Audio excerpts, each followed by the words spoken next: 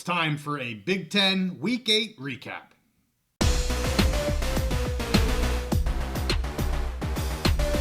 College football is back, and we're back on the big mountain. Hey, it's great to have you back on the mountain. I am JY with my friend Steve, and we are going to recap Week 8 in the Big Ten. Steve, I'll let you have at it. Yeah, so a lot of fun games in the Big Ten this week. Had a great time getting to watch some of them. I did go. What was I? I think I was 4-4 overall in my picks. Yep. 500. Yep. Yeah, 500. 2-1 in my locks. Yep. Which is that's where we always want to focus, and you always want to be. We want to be definitely. I mean, it'd be great to be 75-80%, but 2/3 or better on the locks is great. Well, I was 1-0, so and you asked Perfect. For 75%, and we were 75%. There we go. So we got it. Awesome. All right. So the first Big Ten game actually was Friday. Oregon traveling across the country, that's been the talk in the Big Ten this year. Traveling 2 time zones across the country to play Purdue in West Lafayette. The line was 27.5, and I took Oregon to cover. I didn't lock it just because the line was so big. Mm-hmm. And Oregon ended up winning 35-0. Really, they had no problem. This game was on total cruise control. I kind of felt like Oregon, they were playing with their food a little bit kind of at times. And they were just so efficient. They just kept, they didn't really put their foot down on the gas, but they kept it on like 3/4 speed the whole time. They just kept on them. Dylan Gabriel was super, super efficient. He was 21 of 25, 290 yards, 2 touchdowns, just spreading the ball and distributing. I think they may have challenged Purdue deep a couple times, but it wasn't like that Ohio State game where they were trading haymakers. You could tell they knew they didn't have to do that kind of stuff. The Oregon running backs averaged 5 yards per carry, which was great. So you have an efficient performance by Dylan Gabriel. You have just a nice, solid running game. I don't think anybody got over 100 yards rushing, but they just were rotating backs in, keeping everybody fresh. Yeah. And averaged over 5. The running backs averaged over 5 yards a game, or carry. So that's exactly what you want. Yeah. To me, the big thing was a week after Purdue just had scored 49 points on Illinois. Mm-hmm. The Ducks here just held Purdue, or they held them to 0 points, which is always great. Right. But really just shut them down. There was nothing for Purdue to do. They had that new quarterback that they had brought in the week before, new offensive coordinator from high school who had given Illinois fits. They kept the quarterback to 9 of 19 passing and under 50 yards rushing, which that guy had totally gone off against Illinois and had I think 300 yards passing and over 100 yards rushing. So they really stymied him. He had been their only kind of offensive weapon the week before. Right. And they really just shut him down, limited him, harassed him. So to me, the offense, they were very efficient, but you could tell they didn't give their A game because they didn't need to. Yeah. But the defense is what impressed me. It really was like a cat just keeping a mouse down under its paw. Like that's really the story of this game. Yeah, I was surprised to see the shutout, especially after, like you say, 2 weeks ago or a week ago, them scoring as many points as they did against Illinois. Was very surprised to see this as a shutout. Not surprised that Oregon won this game easily, but shutouts they're not easy to get, and they got it. So. Yeah. Okay, so my next game that I want to talk about is Wisconsin at Northwestern. So Wisconsin beat Northwestern 23-3. I had picked this game. I had picked Wisconsin to cover the 7.5, so they obviously easily did that.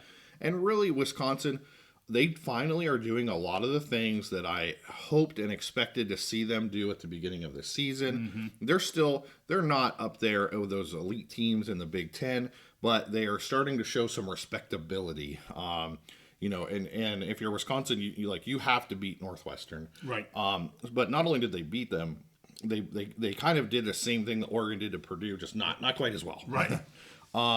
So Braden Locke, who has been filling in for their quarterback who was injured earlier in the season, he came in and he threw 14 of 24 for 160 yards and a touchdown. So nothing special. Yeah. Just a good, solid game.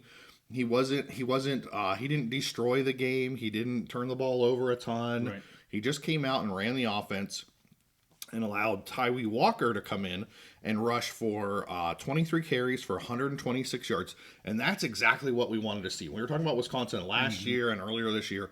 They need to get that running game. Yes, they have kind of a a spread, air raid style offense. But what we've been talking about is this coach, their offensive coordinator, the air raid that he runs is based on the running game being successful. Yeah. So, it was great for their starter, Tyree Walker, to come in and get 126 yards. And overall, the team rushed for 199 yards, which I think that was really the difference with Wisconsin. Even though they're not that same power running team that they used to be, they still have to have a successful running game because they don't have the quarterback position or wide receivers that are going to light up the scoreboard.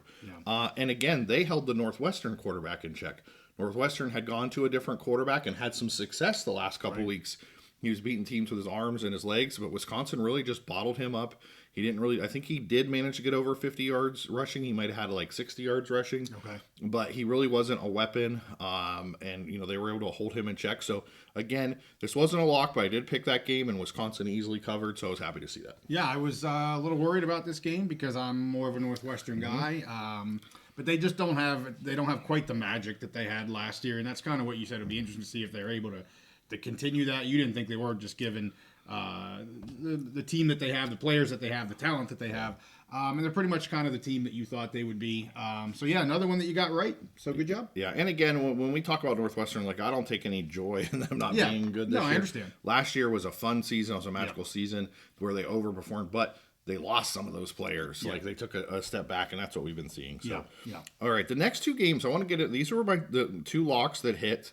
So first, I want to talk about Illinois and Michigan. First of all, I don't know if you were able to catch any of this whatsoever. I did not see this game. No. One of the coolest things I've ever seen on TV ever in the history of college football. Some other people might think it's cheesy. I thought it was awesome.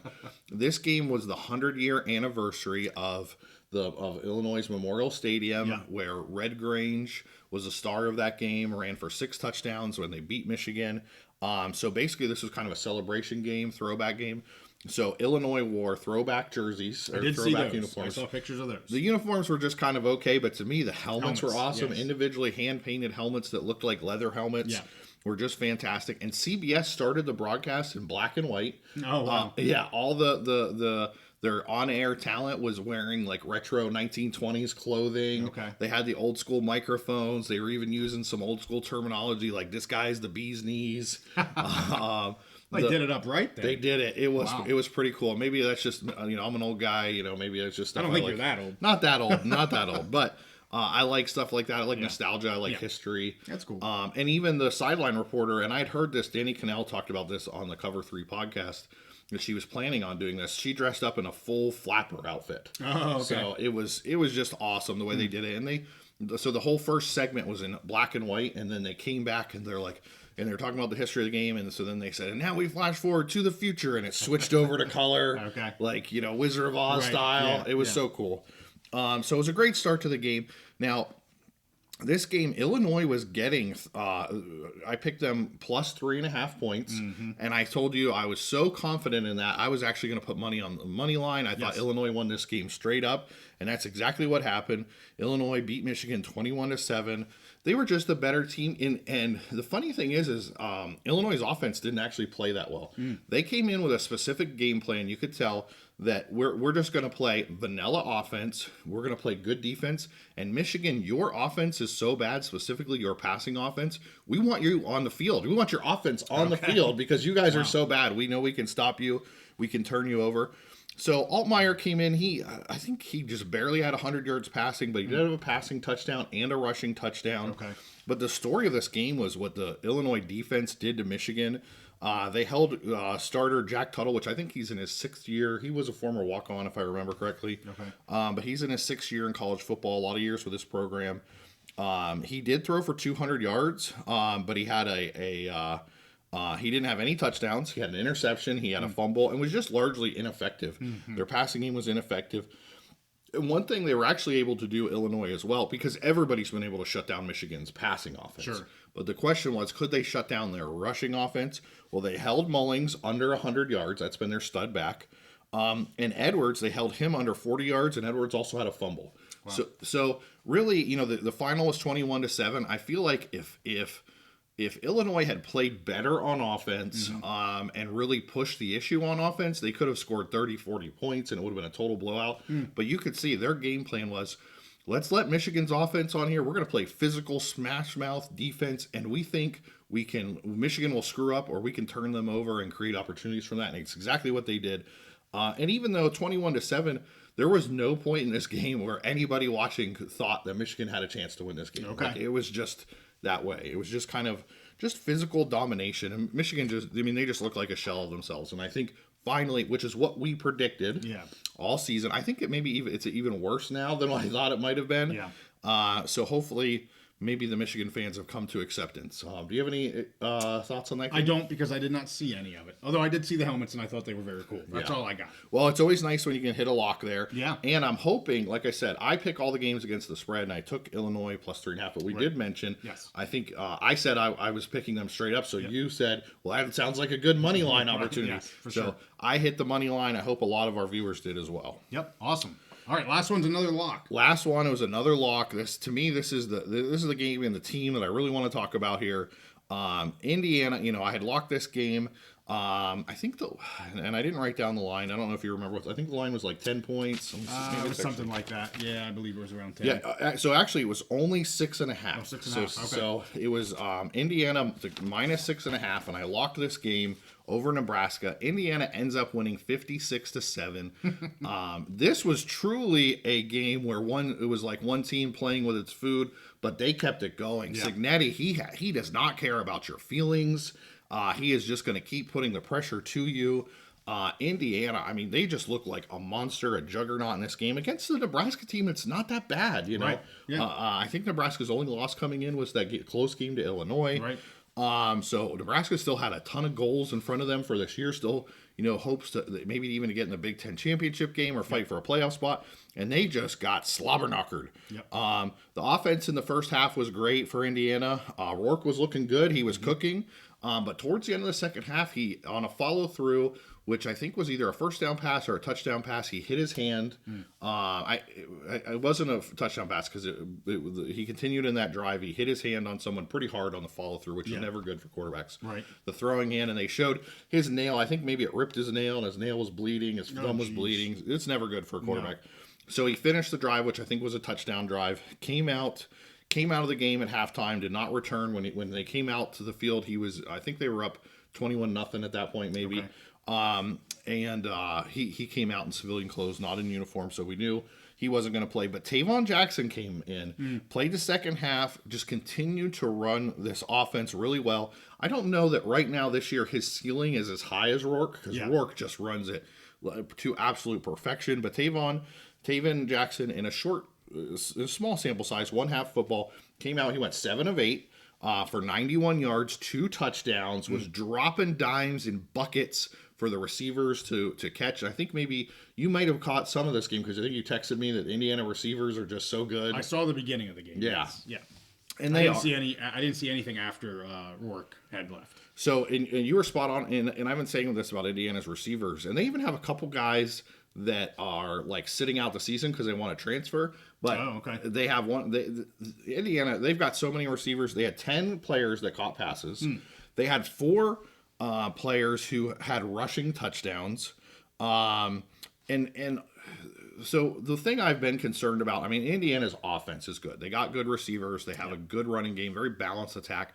Rourke, very solid, and Jackson as the backup looks solid as well. Mm-hmm. The thing that I've been worried about is their defense. How can they hold up to the good teams in the Big Ten? Right. And I saw some predictions that said they didn't think that Indiana's defense could hold up to Nebraska.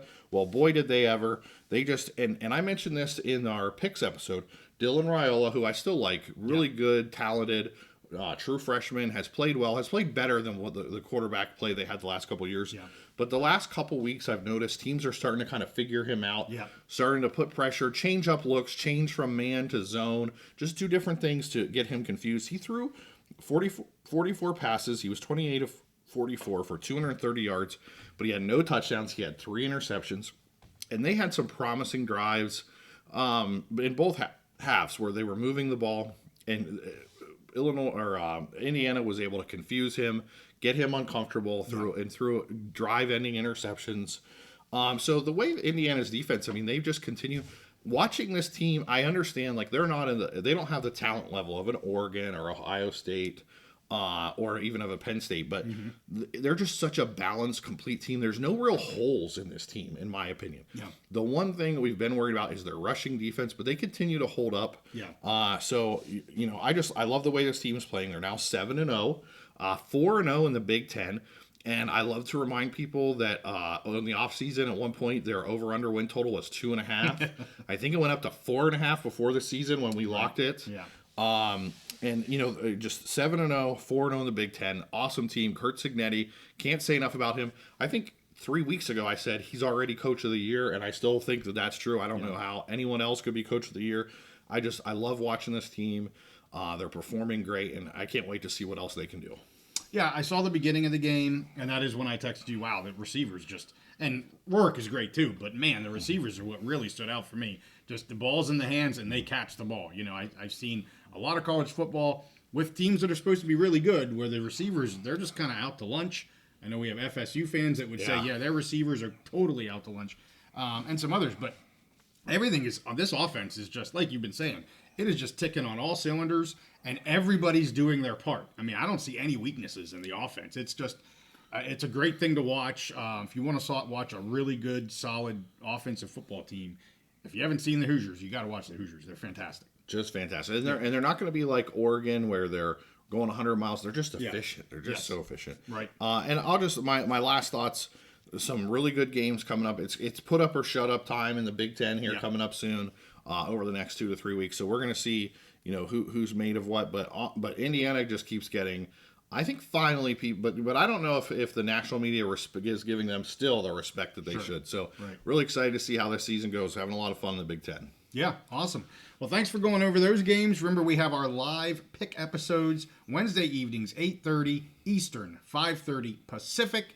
We went 3-1 with our locks here this last week. Looking to do at least as good here this coming week. We pick every Big Ten, every Mountain West game. So we'd love to have you come on the live episode if you can. So with that, make sure you like this episode and subscribe if you like our content. We'll see you all next time on the Big Mountain.